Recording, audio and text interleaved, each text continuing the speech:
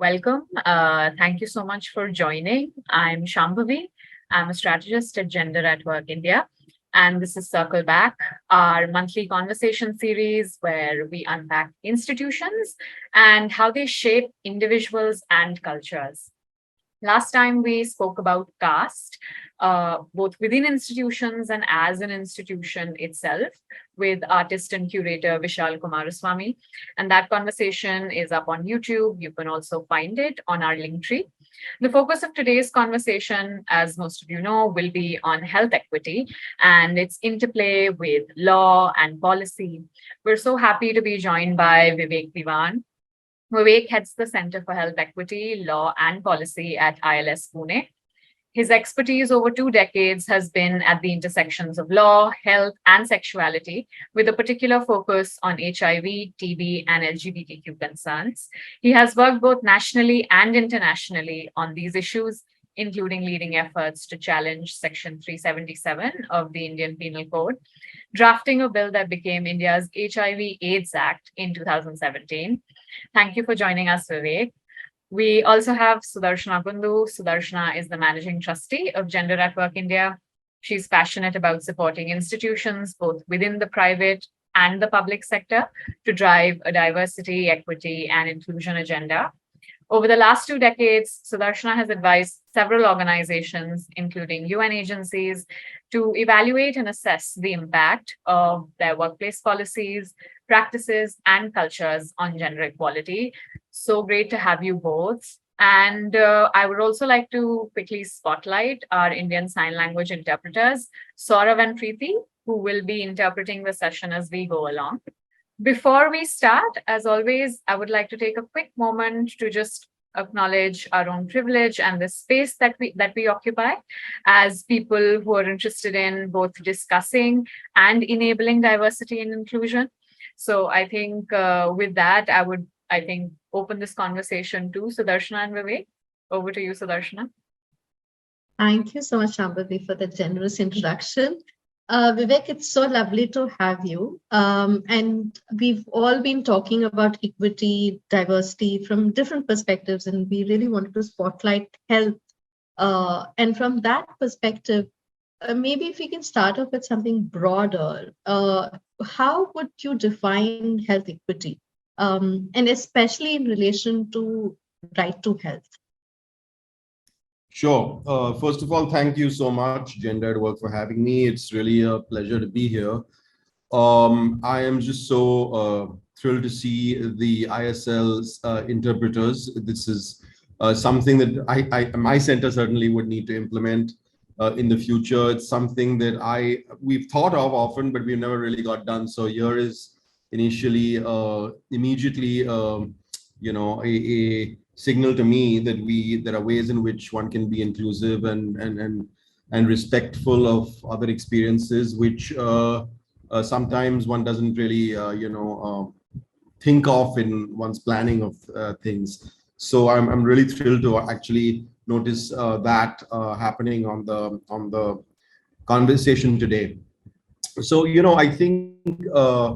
I think a good place to start, like you said, Sudarshana, is the question of what is health equity? What does it really mean?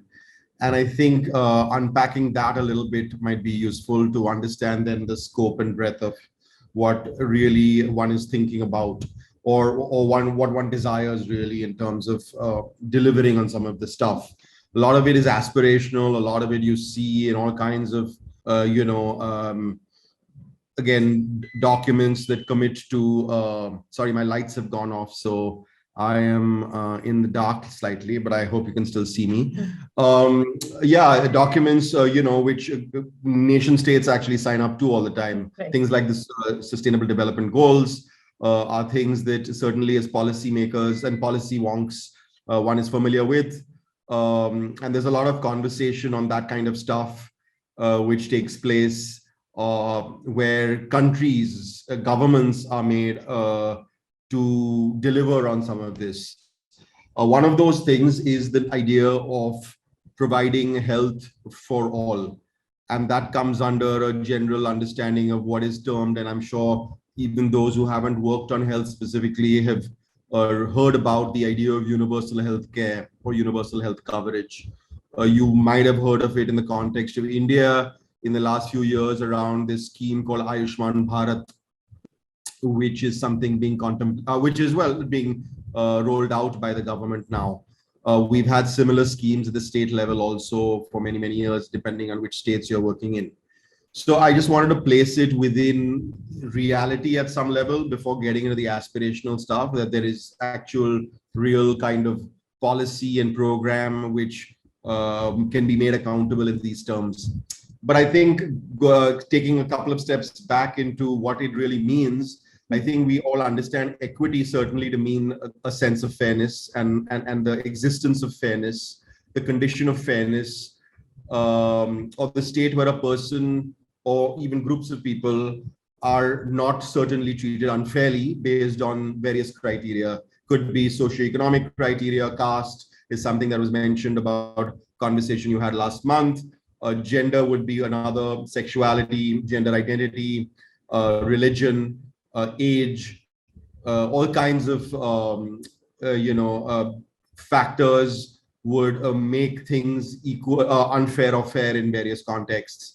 And so really equity, I think the idea of equity tries to ensure, especially in terms of policy or planning or programs, to ensure that a place where that is guaranteed is a place which does not differentiate between people on any of these bases. There are other bases, of course, on which differentiation can happen, but I gave a few examples. So that's really equity. Now, where health comes into this and our understanding of health could be a wide kind of canvas. When talks about health, one generally talks about the idea of a doctor or a hospital, the idea of me going in and getting a checkup done. Is my health okay? Is my blood pressure okay? Are my blood reports all right, etc. But health actually, in the broadest sense, means many, many more things. There's, of course, a greater understanding, for instance, on emotional health and mental health now. So that certainly is something that is very, very well understood certainly in certain contexts. I think the way in which the conversations around mental health have occurred in the last decade, I would say, has been pretty transformational. I think COVID has exacerbated that probably also, but it's quite remarkable how when 10 years ago, mental health was something which was peripheral, it is now front and center. I think young people are talking about it a lot more. I think everyone is experiencing it in very real ways. I think the science around it is becoming clearer also. And so that forms part of that understanding of physiological and emotional states of being. Disease also, of course, being part of this picture. COVID is one example, HIV or tuberculosis being a couple of others, and all kinds of things like non-communicable diseases and other things. But I think if we really want to mean health in the broadest sense, we have to talk about the social and structural determinants of health.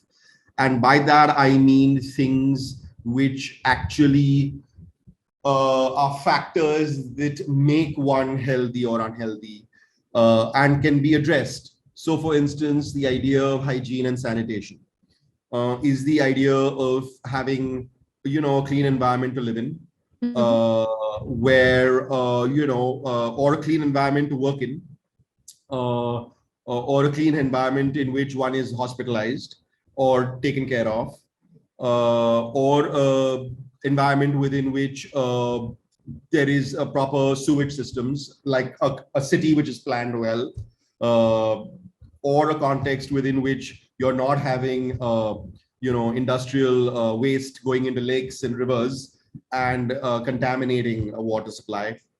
Therefore, potable water is part of that picture. And for instance, if you talk about the tuberculosis context or any airborne disease, for instance, ventilation. Ventilation is a key part of the idea of how one's health is determined. If one is living in cramped quarters in a slum in Bombay, where one is carrying tuberculosis, the chances of your family members getting affected by that because there's hardly any ventilation in where you live are very high. And so the assurance of urban housing which assures that is not something which actually is a hindrance, then is clearly a determinant of health. And it's a structural determinant of health, because often people who are socioeconomically deprived because of their caste or class backgrounds, are often people who find themselves in such contexts, and therefore there are structural systems in place which are not enabling them to really achieve some of these good health outcomes. So I would say that if you want to talk about health equity, you have to talk about it as you talk about health in its broadest context, and that means the structural determinants of health as much as it does disease, physiology, and emotional health, etc. And just, I know that, well, let me stop there. Maybe that's quite a bit already. And I think you mentioned the right to health, and I'm happy to build on this idea a little bit more. But I don't, if you want me to, if you want to just ask anything to clarify, I'd be happy to do that also. Sure. No, and let's kind of take on from there and build on this idea and right to health. And maybe also then if we could focus a little bit about thinking about the essential components of a equitable health policy framework, or an institutional framework within which you can have a health, within which you can achieve health equity within an institutional framework. What would that be? What are some of the essential components? Okay, so maybe and again, I don't know if there are many lawyers on the call, so I'm going to try and make this simplify this a little bit, because this will be a little bit about law frameworks at some level. And I think I'm happy again, so if there are questions, you want to just interrupt me, Sudarshana, if you think I'm getting a little too, language-wise inaccessible. So I think understanding what this right to health means, I think will provide an understanding of what then we mean by a policy framework which is guarantees health equity. Because I feel that if we are able to, articulate what this idea of a right to health is, and if we're able to then convince policymakers that they have to deliver on it, or for the state to deliver on it, for instance, or even for the private sector, frankly, to deliver on it, for instance, then I think we all know what we can demand and what it should be expected of an employer, of an institution, of a workplace, or anyone else. So this, there is, first of all, the idea of understanding health as a right.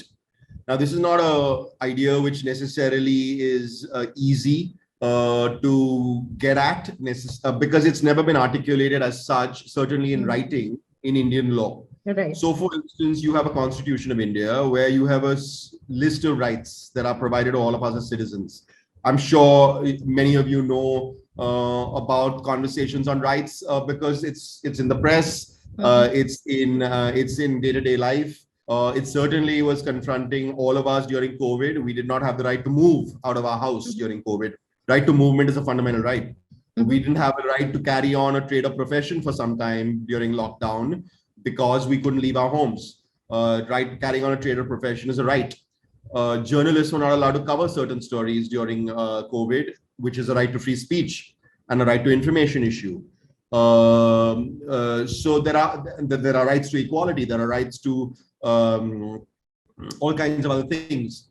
So there's a gamut of those rights articulated within the Constitution, which we are all born into, frankly.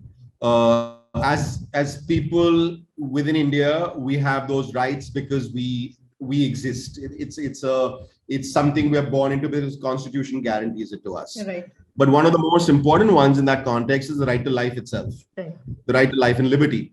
And the right to life and liberty has been interpreted in wide ways by the Supreme Court, by high courts, to mean many, many things. So, for instance, the idea of clean water is a right to life.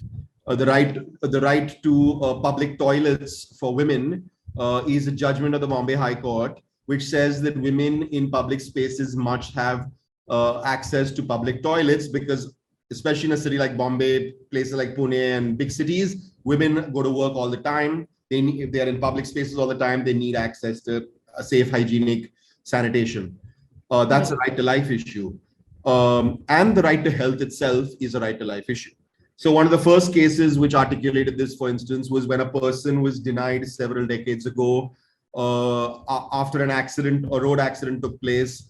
They went to a hospital seeking emergency care. Mhm. And the hospital said, we can't treat you. And Right. that was litigated. And the Supreme Court said that actually in cases of emergency, whether the person can pay or not, whether it's a private hospital or a public hospital, you have to treat. It's a right to life, right to health issue. So over time, the courts have interpreted this understanding of the right to life to mean various components of health. So that's one thing I just feel is very important to establish to all of us, that we have a right to health. That's clear. There's a series of publications that my center is putting out from tomorrow onwards, which actually are pretty dense research that we've done, and we'll obviously share it with Get Gender at Work, you can spread it through your networks too. But it's a kind of excavation of what all this means, especially as the courts have seen it. Because it requires the courts to interpret our rights at some level. So when someone introduced me as Section 377, being involved in that was a right to life, right to equality claim made by the queer community. And the courts interpreted it and therefore gave us this expansive understanding of what the right to life and other equality, etc. mean. So therefore, there is that which we need to very clearly establish. It is something that is there as a fundamental right in India. It comes from our constitution and our courts, but it also comes from our international commitments. Right. So we have signed up to these commitments as a nation state, like other countries have in the United Nations system. So that's something, again, to clearly establish that this right to health also exists, and we as a country are accountable to measuring and delivering on the right to health to our citizens. Right. Because we have international standards we have to abide by. Right. But what exactly does the right to health exactly mean? And here is where I might have to get a little more, well, not technical, but try and be a little more descriptive. Let me try. Right. So as kind of articulated over time by experts, the understanding of the right to health, and therefore the understanding of what health equity therefore means then, is an understanding that the right to health can only be delivered by satisfying two different frameworks. One framework we call the AAAQ framework. That's the A, A, and Q.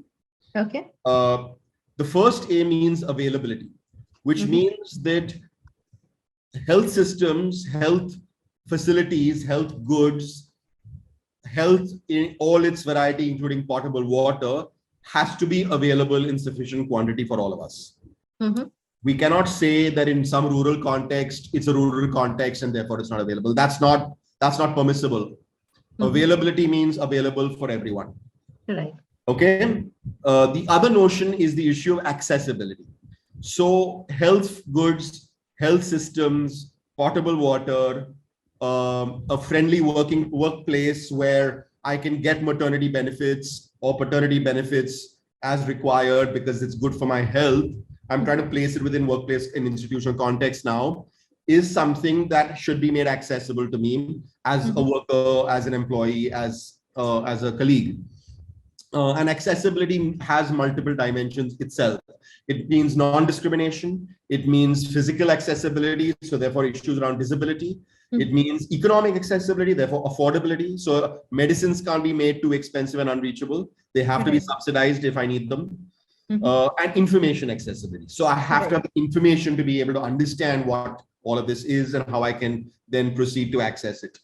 The third A is acceptability. And acceptability is the issue of respecting ethics, respecting gender sensitive issues, etc. So that really means things like, for instance, gender sensitive policies in the workplace, things like, for instance, informed consent before you go ahead and just take someone's blood from their bodies and test them for XYZ. So for instance, we've just litigated a case, well, not litigated, we've given legal advice. The case didn't go for litigation ultimately, where a person before recruitment in the job was tested for HIV. And when they tested positive, they were denied the job. Right. Now that is a completely problematic, exclusionary approach. Their consent wasn't taken, so that it wasn't acceptable. and it didn't satisfy the accessibility issue because it was discriminatory against an HIV positive person. Right.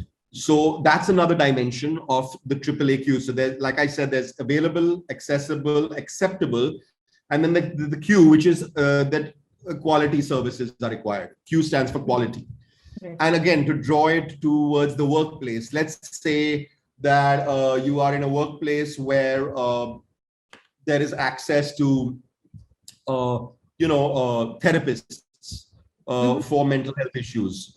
Those therapists have to be qualified. Those therapists have to be good. Those therapists cannot be, substandard. Right. So that's another illustration of what it means then to deliver on the right to health. And all of this, so it's quite a package. Right. And I think addressing all of this means then addressing health equity. Right. There's one more dimension to give to you, and this overlaps somewhat.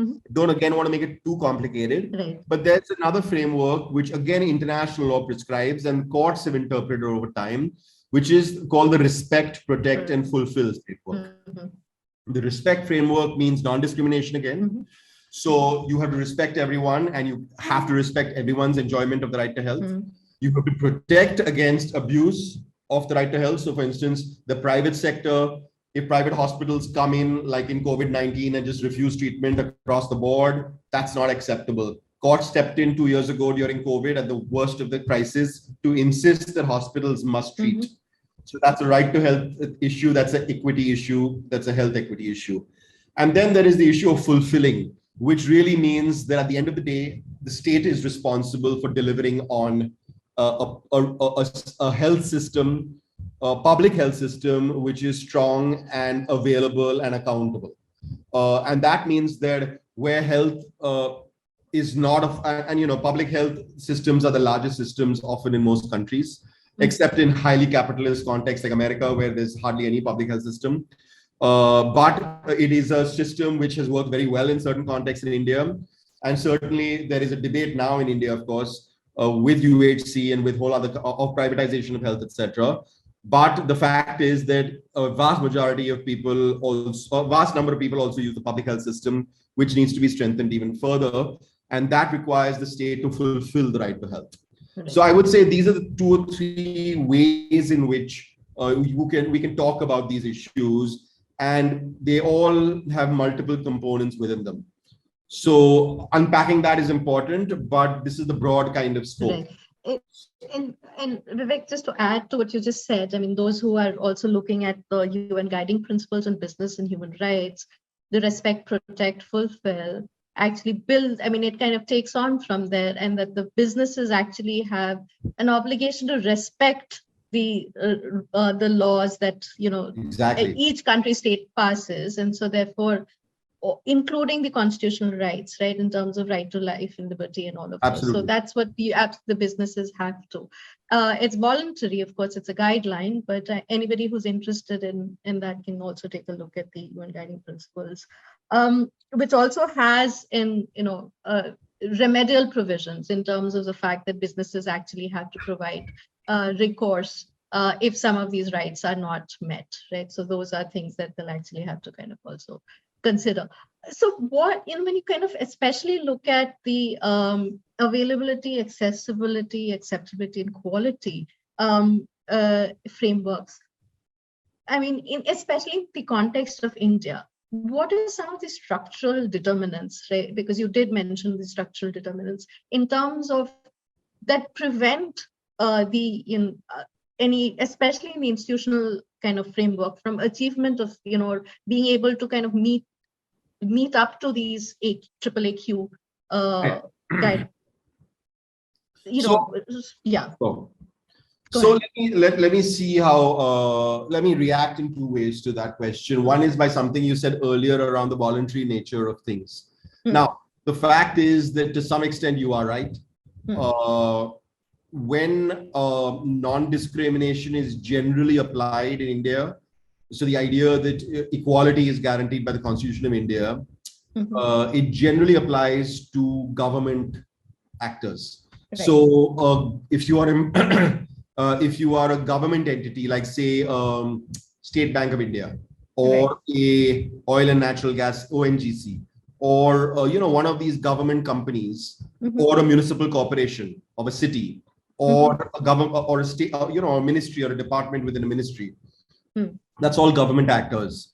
There is absolutely the requirement, because the fundamental rights apply to the government, to the state actors largely, that they have to guarantee non-discrimination. Now, where it gets tricky sometimes is the private sector, which is increasingly playing a role. Right. And the question is whether the private sector also is mandated to follow this, or is it voluntary? Some of these ideas and notions.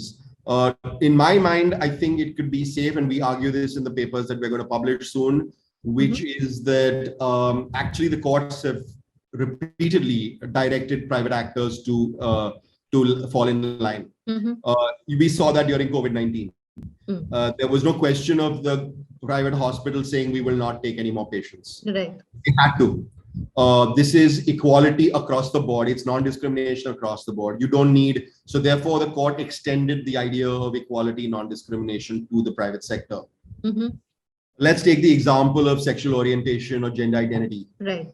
Or actually disability also is an interesting one there, because I think the problem with some of the laws or judgments around this is the sense that, well, it only applies to the government, doesn't apply to the private sector. Right. And that's not entirely true, because I think disability, certainly disability friendly institutions, disability friendly physical spaces, the public sector is incumbent to provide. It has to. All educational institutions, whether privately or so there is an extension of that into the private sector for sure. But I think one of the things that is a challenge is this gray area of whether this is voluntary or not, and I think that becomes a hurdle. Now, one of the first laws, for instance, in India, there are two laws in India which are very explicit about this. It doesn't require judgments; it's clear cut. One is the HIV/AIDS Act, which says very clearly that no private sector, nobody can discriminate on the grounds of HIV. So it's the first anti-discrimination law in India, really, because it includes the private sector. So whether you are a Tata's employing someone, or a Taj Mahal Hotels, or you are a State Bank of India or a government ministry, on the grounds of HIV status, you cannot throw someone out, you cannot deny them a job, etc., etc. However, similarly, there's also the Mental Health Care Act. So the Mental Health Care Act is also an anti-discrimination legislation. It requires all healthcare facilities to fall in line and recognize all kinds of rights which are established within it. So these are two positive things that have happened. I say the Transgender Act is interesting in the sense that it also requires, it's a law which requires a respect for trans people in various contexts. But I think it's not clear-cut necessarily about the private sector. A lot of this is happening, like you said, out of people's voluntariness. Right. I think one of the things that would help in clearing that those gray areas is clear-cut legal directives to say that the private sector also needs to deliver on a lot of this stuff. This is not simply about trying to have a DEI policy which is friendly in the workplace, but also about the obligation to deliver on such a policy. There is actually a legal obligation to do so. And I think that's where some of the challenge is. I should say also, though, I should add on a positive note that what we're seeing, especially in the, I wouldn't say, I say in the queer context to some extent, some of you all would have followed the right to marriage petitions and all the arguments in the court just now. One is getting a sense that actually some private actors, this has been conversations I've had with queer people, that they are recognizing partners of employees for things like pension benefits or health insurance benefits, etc. Again, this is happening because often these are multinational companies which offices in New York and London, and therefore will follow the same rules here. And now that gay sex is not decriminalized, they've all breathed a sigh of relief and feel comfortable doing this. But it's positive news. But again, like you said, it's voluntary. So I feel that one of the big challenges is that the law needs to mandate this actually at some level for this to really become much more enforceable. So tomorrow, if I am working in XYZ context, I can actually, as an employee or as in the workplace, I can demand this. I don't simply request it. Right. So to me, that's a shift that is required in terms of really changing the conversation on DEI generally, but also health equity in particular. No, absolutely, Vivek. I was actually in a conversation with a large multinational private sector who's into R&D, and they had, and I was surprised, in fact, that they had, their definition of family was very inclusive. They had insurance, all of those were in place. In fact, their challenge was that implementation of some of those frameworks is very weak because, although because of the international nature of their work, some of that has, has steeped into the policies, but hadn't really kind of steeped into the organizational culture. So, right. That's where, some of the conversation D&I for that organization, that multinational at least was, stuck, and we were trying to figure out what we could do about it. So in that sense, where, you highlighted some gaps, which is around, the voluntariness of it, shifting into, and therefore the need to make some of these in terms of, very specific legal provisions. And you've said some of those places, but there's been some progress. HIV/AIDS, the Act for sure, the Transgender Act for, somewhat. But where are some of the others where you think there is some conversations happening that you're seeing, and we should all be aware that maybe supporting those conversations, or making sure that we're actually starting to already think about our institutions and workplace to be ready for some of those eventual acts to kind of come through. So I'll come to that part of where it might see some other progress, but I'll just, before that, two more things. One is that while I did say that the HIV Act is there, I also mentioned to you this legal aid that we provided, right, to someone who was denied. Now that's interesting because the law exists in 2017, but people are still discriminating. Right. So the problems persist. Yeah. The problems persist. Actually, I would say, coming from the world of HIV for many years, as some of you may know, HIV was a very well-funded kind of effort. Right. And so you had a lot of NGOs working on it and stuff. And so there was a real attention to it in a decade ago and more. Yeah. That attention is gone. And with that attention going, even though the law has come into place, the activism behind that law has depleted. And so this person who approached us did so because he got in touch with someone who knew someone, and therefore was willing to take this and challenge it. Right. The problem is that there's very little education on these rights that is taking place.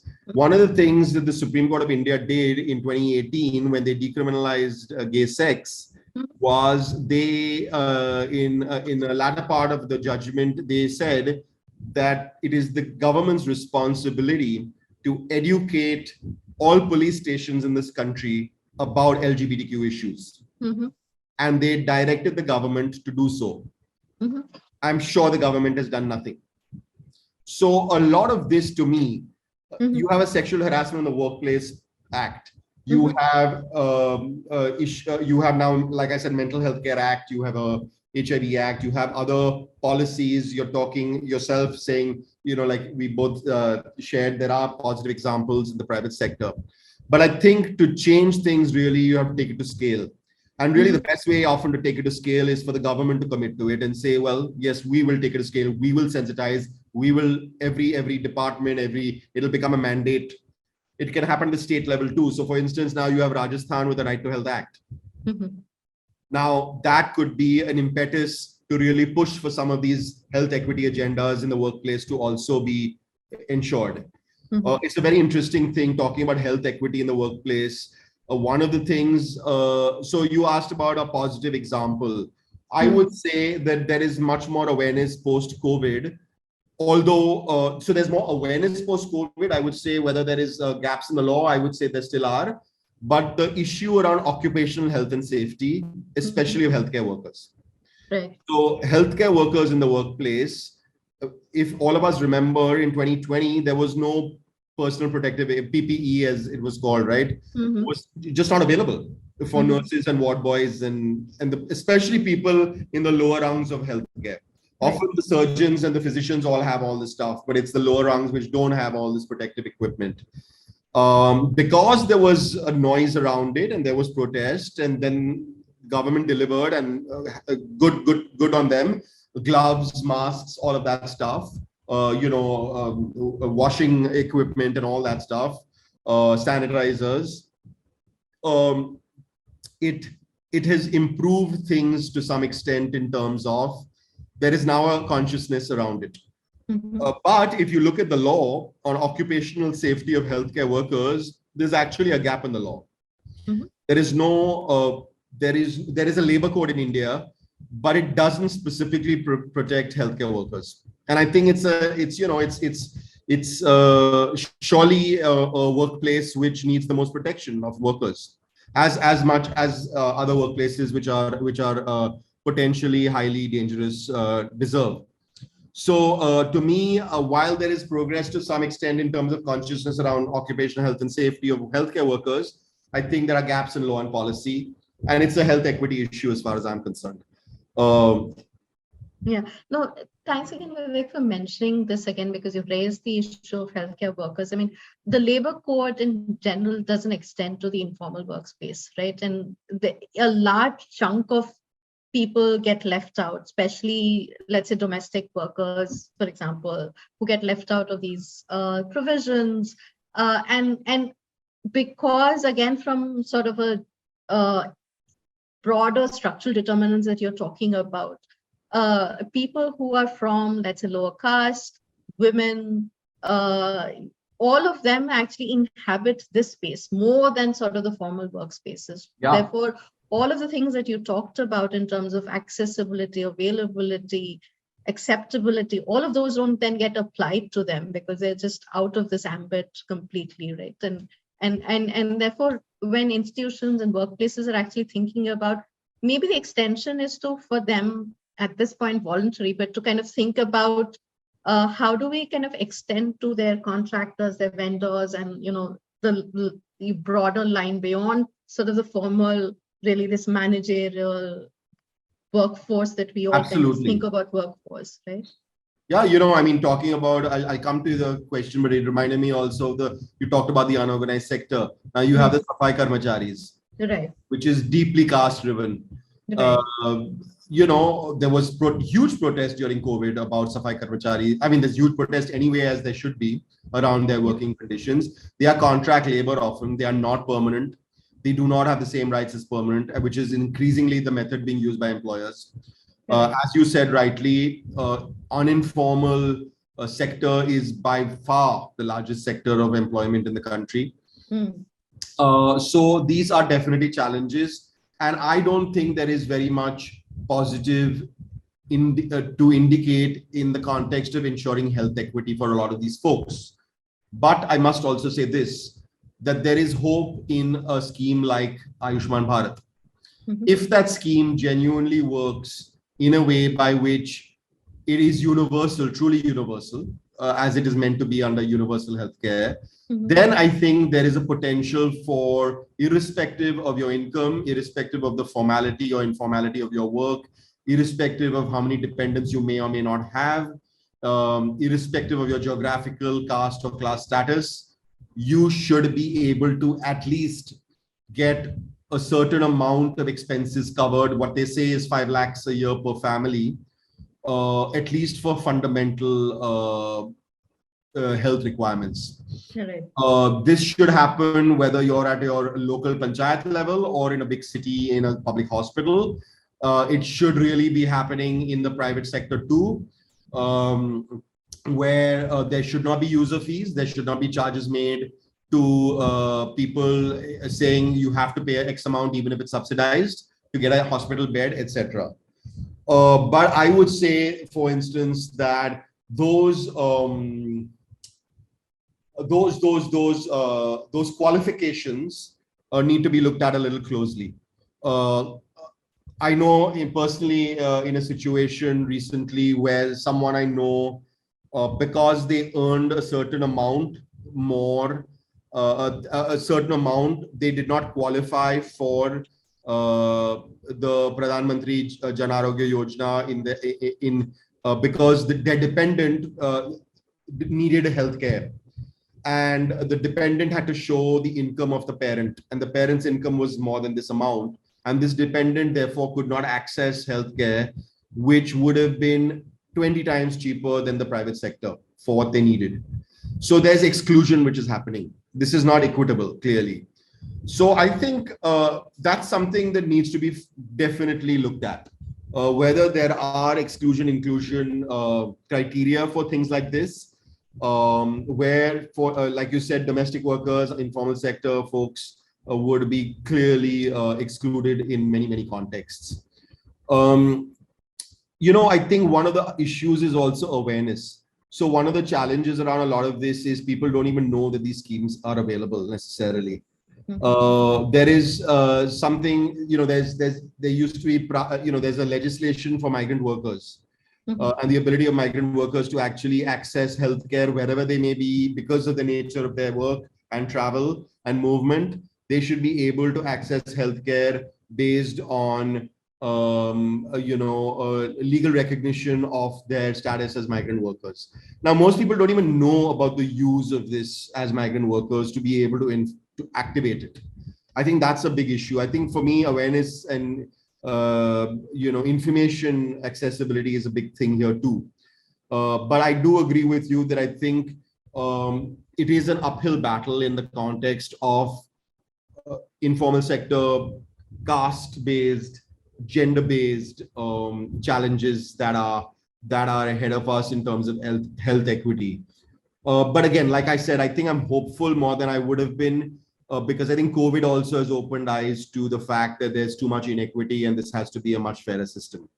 Yeah. How it will play out is going to be interesting because the debate around universal health coverage and universal health care rages, and coverage implies insurance, whereas care implies care, which means we will look after you whether you pay into an insurance scheme or not, right? And coverage and insurance means a very American kind of system where you pay a premium and then depending on how much you pay, you get access to so many services or such few services. So the more you pay, so then it's based on income, ability and stuff like that, which it should not be. It should be equitable across the board. So that's a conversation and there's a lot of push and pull there. I think there is concern around how the private sector will get a lot of prominence in this. And it'll become another method through which they, their businesses prosper. Whereas health should be looked on, and health insurance particularly should be looked on as a public service, not a private business kind of approach. So I would say that there are challenges for sure, I think, but I think it requires also, a lot of this requires, citizen action. One of the things we've done, I just go on for another minute, if you don't mind. One of the things we did in our analysis of social sector legislations and how they worked in the context of whether there should be a social sector legislation for healthcare was looking at NREGA, looking at the National Food Security Act, looking at the Right to Education Act. And what was interesting about a lot of these was that all of these came from people's movements. So there was the pressure was coming from below to change things at the top. It was not a top-down approach. And that has, with all its faults, for instance, NREGA and many challenges undoubtedly, it is because of the ways in which it really fostered this understanding of the right to work that people during COVID, particularly, of course, it came to the rescue of government. People demand that even today because it was a groundswell. It was not a top-down thing. And I think health has been interesting because health has actually not been, unless you look at the HIV movement, for instance, as one example where it's a bottom-up kind of pressure. You don't see health, even with COVID, frankly, you don't see a health movement as such. And I think that is something which could pressurize things to change in the right direction for equity. Right. And that means all of us need to work in that context. The last thing I'll say, Sudarshana, is around some of this is also, like you said, around grievance redress. It's around approaches of accountability. So I feel one of the things we've been learning from social sector legislations like NREGA, etc., is there are things like social audits. There are things like how do you put community representatives on committees who monitor whether things are being implemented or not. That it's not a token gesture of DEI which is taking place in the corporate workplace, but it's a genuine attempt to foster change at a fundamental level on a daily basis. These are things which I think are very interesting tools to ensure proper enforcement and implementation of some of these ideas. So again, a mix. It's a complex package of things, but it all comes to it all connects.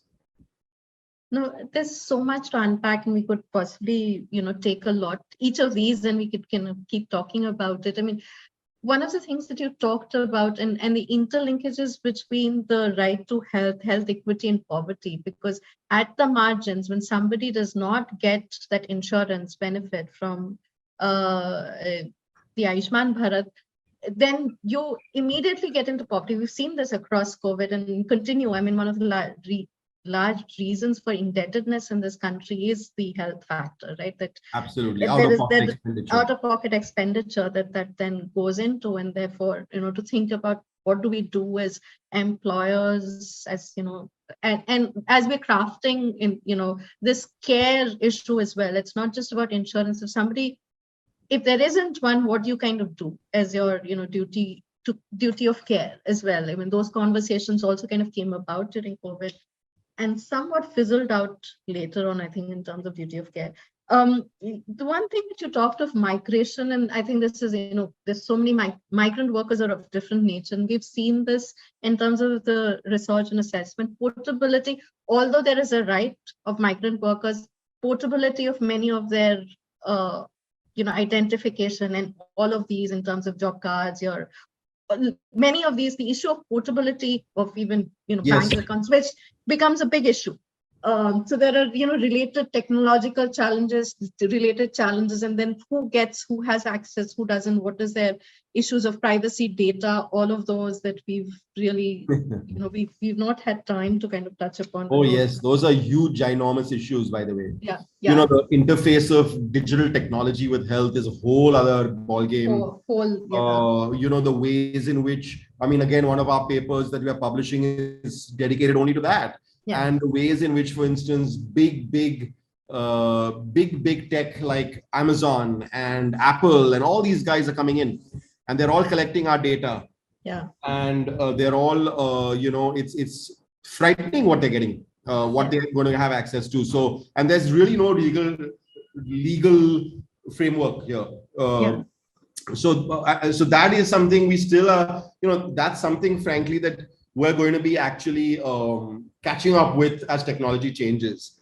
But some of what we've already discussed around migrants, around poverty, these are things which are not catch-up things. These are things which we should actually be factoring into things like universal health coverage, health equity, etc., and building into the system ways in which people will not get excluded.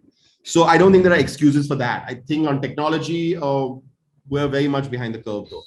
And especially around it, obviously acceptable consent. And again, as you said, Vivek, earlier, that people don't know. Even if there are reports available, people won't know where to look and what to do about asking for information, seeking consent around that. People don't. And at some point, we'll have a case around on some of the femtech stuff in terms of a lot of employers are, in terms of the well-being and wellness have started all these digital technology where you can actually kind of connect yourself to an app, and the company will pay for whatever those app costs are, and you will monitor your health and all of that, right? Happening globally quite a bit, not much in India. At some point it will catch up in Asia, but there are real risk of some of those call it femtech, call it other, and there's whole health tech kind of out there where even the your Apple Health and all of that, the data is sitting somewhere. So there is a whole right to health issue and health equity from that perspective, who has and who can monitor. The other bit that you talked of social audits, and I know there's a whole diversity and equity bit. But where I feel there's a missing piece and element to it, if you look at sort of the what's very popular is sort of the ESG guideline kind of things, the environmental social kind of audits that happen. Again, when you look at, and there's whole set, there's a D&I audits that happen. D&I audits don't happen as much, but there's very much about ESG audits and some of these responsible social responsibility, corporate responsibility in terms of their own internal ones. And many of them are missing sort of the health indicators and assessments like occupational safety and health. We all were part of some of those OSH audits, but they don't kind of then come in terms of very clear frameworks and indicators and guidelines that people monitor and see what's happening. So, big challenge in terms of looking at that as well. Just maybe we'll come back to it, but maybe a little bit about, maybe we should go and see if there are questions, and maybe love to hear a little bit more about your work before we sign off. But let's see if there are some questions. I think I'll start with a question while other people gather their thoughts. Thank you so much for sharing your insights, Vivek. I feel we were really able to break down the concepts of health and equity separately, and then sort of arrive at an understanding of why they need to go together. So my question is that when it comes to the workplace, there are a lot of smaller organizations which are looking to maybe explore, even us for that matter, or looking to explore access to healthcare benefits, something as simple as insurance. And I've always associated something like that with bigger organizations or corporates, because the resources are always there for them to, provide that, at least on paper. So I was wondering if there are avenues for smaller organizations or even maybe for startups to just, constitute some kind of a framework, because health equity, I feel, as a framework is completely missing, even from formal workspaces, which aren't big and which don't exist on a certain scale. So that's my question. Right. So again, it's a little, I am also in, so the previous nonprofit I worked for, which was over a decade ago, more than a decade ago now, was a place where we actually were small initially and didn't provide health insurance. I think part of it was also because most people were very young. And so the idea of health insurance is not something young people even kind of take too often. It's maybe now more conscious. People are more conscious around it post-COVID. I'm not sure. But if you look at the stats globally, I mean, young people just don't buy into health insurance at all. They think it's a waste of money. They'd rather not contribute to a scheme which their employer is saying we'll deduct so much for, and we'll contribute, co-contribute so much for, etc. So I think to that extent, there is a, I've also been in contexts where in smaller organizations, one wasn't offering this. I think the idea of health insurances in India is also an idea which is relatively taken some time to kind of capture the imagination of people. So I'm talking about a certain context. But I do know also that we began to provide health insurance later on. And I think there are some pretty interesting schemes. I can't give you specifics because I'm not aware of specifics, where actually smaller organizations can do pooled insurance schemes, where you're actually getting cover for everyone in an equitable way. I don't know today what some of those schemes might look like in terms of some of the issues we've discussed around gender and disease or health condition specific context, because one of the things insurance companies do, which is very problematic even today, is they exclude. So they say, if you have HIV or if you have this or if you have that, we will either exclude that, any sickness that derives from that, or we will charge you a much higher premium. Now, I think that's some stuff which needs to be challenged actually, and should be actually, one of the ways to change those things is to challenge them. But I think that also is less than it used to be, that kind of exclusionary stuff, although it still exists. So I can't really answer that beyond that more general kind of idea that there, I believe, are schemes available for smaller organizations. and you can do a pooled kind of insurance thing. But again, a lot of employees also who are younger don't particularly want to be part of that, because they're like, well, we're not gonna fall sick. So yeah, so to that extent, I'm aware. Your second question was in relation. I'm sorry, your second part of the question was, I'm forgetting now, but did I miss No, I something? think you've covered. No, I think you've covered it. I was just mostly curious about whether we can put policies into place which can just enable some kind of health equity, especially if you don't have the scale or the resources to do that. But yeah, Yeah. I think you did cover that. And I do think it comes back to awareness. It comes back to the priorities of the people who are a part of the workforce as well. Yeah. I don't know what the private sector does, frankly. I these days, I mean, some of you all might be in the private sector and might have an idea of what big corporates do. Actually, small startups, because the startups have become such a big thing right now in India. There are, I mean, that's one of, at least in a positive note, there have been a lot of these smaller group insurances which have kind of come Yeah. up.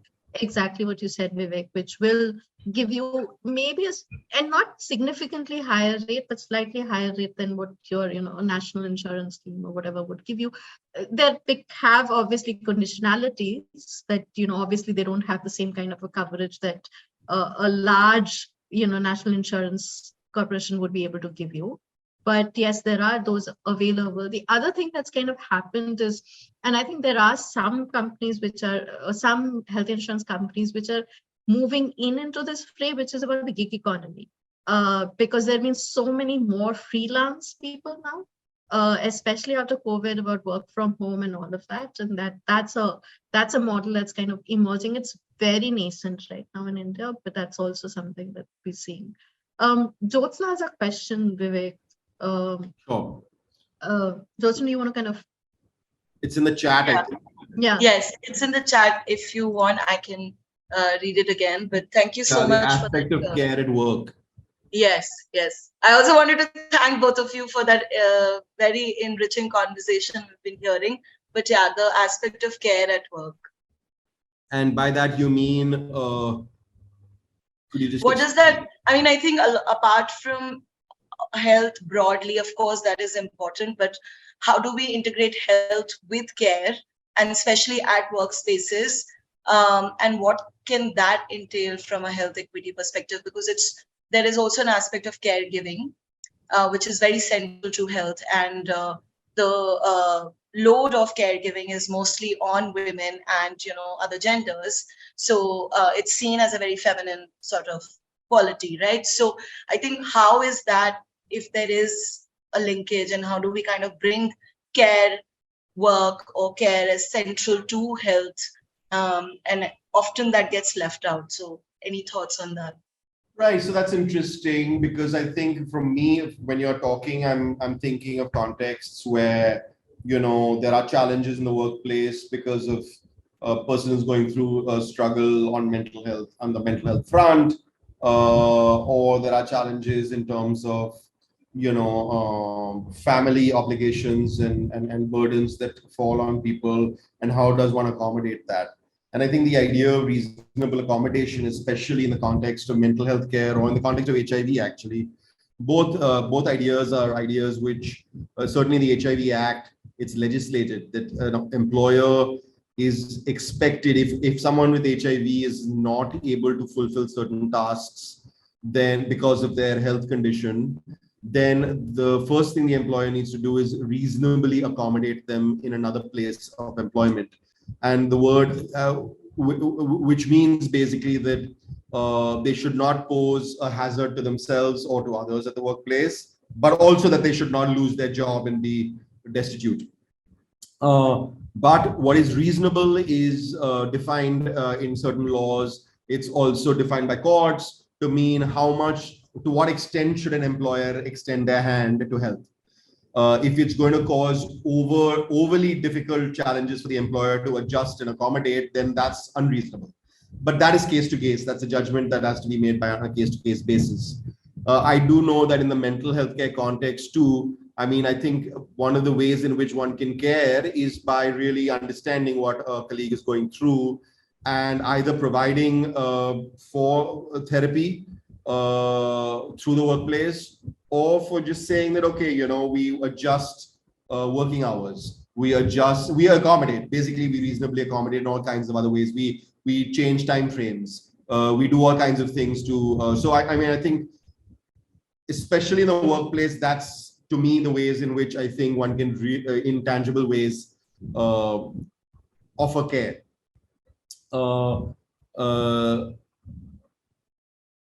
Yeah, I mean, I think in terms of care, in terms of, I don't know if you mean care in terms of actual treatment and stuff. I'm not. No, I think I was just kind of broadly thinking, because definition, like defining, might also look like different for different workspaces. So I'm not sure if there could be one definition around it, but Yeah. just I think in the sexuality we're still- context or in the disability Yeah. context, it might mean something quite different also, etc. So yeah, but I think I think empathy is really important in all of this, right? At the end of the day, what's the work culture? Work cultures can also be kind of tough and demanding, but as long as there's a fair balance, I think that's really what. But yeah, I don't know in terms of. I've not thought of it in terms of law and policy, because I think a lot of these things, the law and policy cannot capture. There has to be a certain kind of wide berth given to us to be able, as colleagues and counterparts, to be able to actually help each other out in ways which the law and policy might not conceive of, or which cannot address also, frankly, at some level. Thank you so much. Before we leave, maybe Yeah. if you could talk a little bit about the upcoming publications and just letting us know what those are, so that we're able to Sure. also kind of. So, there is absolutely happy to do so. Thanks for the opportunity. There's, I'm sure many of you, even though you don't work in these spheres, have heard of what is called the Lancet, because the Lancet was everywhere in the last 2-3 years. The Lancet said this about COVID, and the Lancet said that. So Lancet is a very important medical and health journal based out of the UK. Sorry, can you please spell that for me? LANCET. LANCET. So the Lancet is a well-known, is a preeminent journal of its kind, really. And it has actually done this before. It has organized these commissions, as they call them, to look into or inquire on certain issues. So there's been a Lancet Commission on universal health coverage, a Lancet Commission on XYZ, on tuberculosis, on mental health care, etc., etc. There is a Lancet Commission. There's a commission set up 2 years ago during COVID, so now 2.5 years ago, called the Lancet Citizens Commission on Reimagining India's Health System. And I think the impetus of that was the COVID crisis, and what we realized was going on in India in terms of the need to strengthen the health system. And how do we reimagine it to strengthen it to cater to everyone, and particularly to cater to the most people who are at the margins, because once you cater to people at the margins, you inevitably will cater to the others.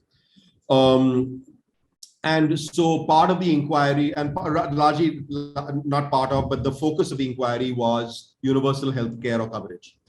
So that was the real, so what can the commission, and it has a whole bunch of high-powered experts on it from various disciplines and backgrounds, who would then come up with a report and recommend to the government XYZ. And so that's a process which is still ongoing, and I think the report will be out later in the year. But we were, the Center for Health Equity Law Policy, where I work, was asked by the commission to actually do the law and policy research for this whole idea of reimagining India's health system vis-a-vis UHC. So we looked at it very much. We're a group of lawyers. We look at things from a rights-based perspective. We are at our heart a right to health focused organization. And so we wanted to bring that lens into this conversation.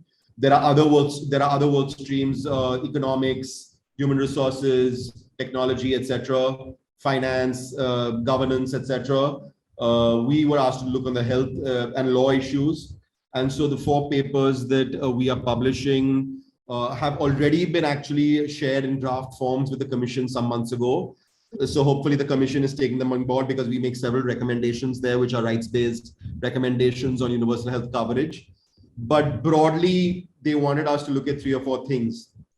The first paper makes the connections between the inextricability of the right to health with UHC. So the fact that UHC cannot be developed and conceived of without a fundamental basis in the right to health. And we established that through some of the things I talked about earlier today: AAAQ, respect, protect, fulfill. So that's one paper. The next paper is an analysis of how the right to health has been understood by the courts in India.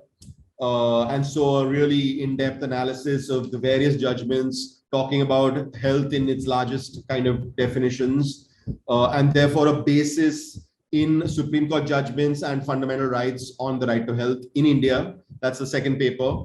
It also looks at a very complex issue of federalism, which is that the health in India is a subject which is both the state government has certain powers to pass legislation on, and the central government has. So it's always very confusing. And often there's passing the buck going on. So the Commission wanted to understand, what is this dynamic? Whose role is it actually to be, and can you do some research on this idea of the federal nature of health in India? State governments, central governments, who's responsible for what? So that paper kind of delves into that also. The third paper, I think, is a very crucial paper, which we touched on a little bit today, which was the idea of how do you implement laws? Because India has some very good laws, but the problem with a lot of laws in India is implementation. So what have we learned through health legislation or even social sector legislation like NREGA and NFSA, etc., about the big gaps in implementation, the challenges in implementation, the positives in some of these very interesting bottom-up approaches, which have ensured good implementation, or even if imperfect, but reasonably well implemented programs. And what can we learn from them about UHC? So that's the third paper. And then the fourth paper finally is about digital health technologies, law and rights. And again, in that, of course, I am not an expert, but my colleagues are. And wow, when I read their research, it blew my mind, the sort of ways in which technology is entering our lives, which we don't even realize. And like I think Sudarshana was saying earlier around how a lot of our data is being co-opted and used without our knowledge. And again, I'm sure a lot of y'all might have read about the breach of data at AIIMS in Delhi about 3-4 months ago. Huge breach. We've not heard very much about it since. We don't know how it's covered up. Something I saw someone passed on a Twitter to me yesterday or day before, saying that apparently there is AIIMS systems were down yesterday also, or day before. And there was a concern that this could be another breach. Now, can you imagine AIIMS, the biggest public hospital in the country, with so many medical records? So, this is stuff that I don't think we know even the beginning of. But yeah, so that's the work, Sudarshana. And we hope that these papers influence thinking around the Commission, but we would like civil society and academics and researchers and others to and lawyers and others to also hopefully improve their understanding on a lot of these issues and hopefully create advocacy around some of them. And the private sector, Vivek. I hope even they start reading it and kind of take some responsibility in terms of development of the services they're planning to provide, the products and services that they. Yes, yeah. It is a theme that runs through almost all the papers. The need for private sector accountability, because it is pretty much completely a law unto itself. And I think there's a lot of concern around how it operates and how it needs regulation. So that is something that we touch on right throughout the entire. Absolutely. So this is the tip of the iceberg. We've just in such a right to health, and this is such an important topic. We've just managed to even just barely scratch the surface. But thanks so much. This was a lovely discussion. And once the papers are out, we will also kind of circulate and hopefully we'll have more conversations around this. And again, thank you so much for this. Thank you so much. Thanks for having me. Yeah, once again, I'd like to thank both Sudarshana and Vivek. I think you also managed to make it a very conversational, interaction. And seeing as this is a subject which you don't really hear a lot about in any case, I think as you pointed that out too, I think the education is missing, the awareness is missing. Young folks, I think, are also very much a part of that. I think in thinking or in assuming that these issues don't affect us or don't affect us at this point in time, I think that might be an oversight. So we're really glad that we could create space for this conversation here. And I think we also managed to, I know, Sudarshana, you said that we barely scratched the surface, but I feel just the amount of issues that we've covered and the subjects that we've touched upon, because the interconnections between all of those, I think, is more apparent than, I'd been thinking about before. So thank you to you both for holding this conversation so well. I would also like to thank Saurav and Preeti for just effortlessly translating and interpreting this session. I hope that we were able to maintain the right pace throughout. And last but not the least, thank you to everyone who tuned in and stayed till the end of this conversation. We'll see you soon. We'll see you next month with another Circle Back. Thank you. Thank you. Thank you.